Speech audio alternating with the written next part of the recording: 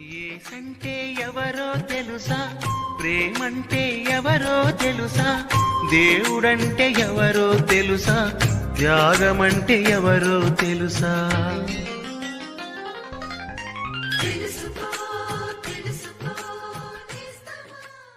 ప్రభు అయిన యేసుక్రీస్తు అతి శ్రేష్టమైన నామంలో మీకందరికి వందనములు.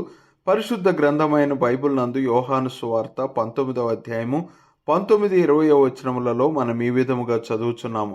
మరియు పిలాతు యూదుల రాజైన నజరేయుడగు యేసు అను పై విలాసము రాయించి శిలువ మీద పెట్టించెను. యేసు శిలువ వేయబడిన స్థలము పట్టణమునకు సమీపమై ఉండెను. అది హెబ్రీ, గ్రీకు, రోమా భాషల్లో వ్రాయబడెను గనుక యూదులలో అనేకులు దానిని చదివిరి. హెబ్రీ భాష దేవుని ప్రకటించుటకు వాడబడినది. గ్రీకు భాష యుద్ధ ప్రావీణ్యము, రాజ్యాంగము మరియు చట్ట విధులను వ్యక్తపరచడానికి వాడబడినది. రోమా భాష అభివృద్ధి మరియు సాహిత్యమును వ్యక్తపరచుటకు వాడబడినది. శిలువ పైన ప్రభు అయిన యేసుక్రీస్తును ఉంచిన తరువాత పిలాతు యూదుల రాజైన నజరేయుడగు యేసు అను ఒక నేర పత్రమును వ్రాసి పెట్టాడు. ఆ కాలపు ఉత్తమమైన శ్రేష్టమైన పద్ధతులు శిలువ పైన ప్రభు అయిన యేసును ఎక్కించి ఆయనను యూదుల రాజని పిలిచాయి.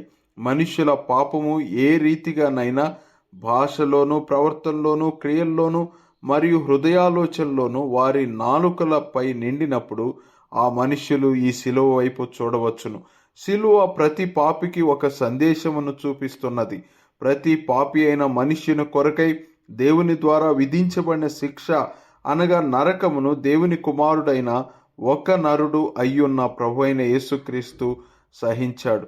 అట్లు మీరు ఆ శిక్షను తప్పించుకొని రక్షణ, పాపక్షమాపణ నొందవలనని మీ పక్షముగా మేము దేవునికి ప్రార్థన చేయుచున్నాము.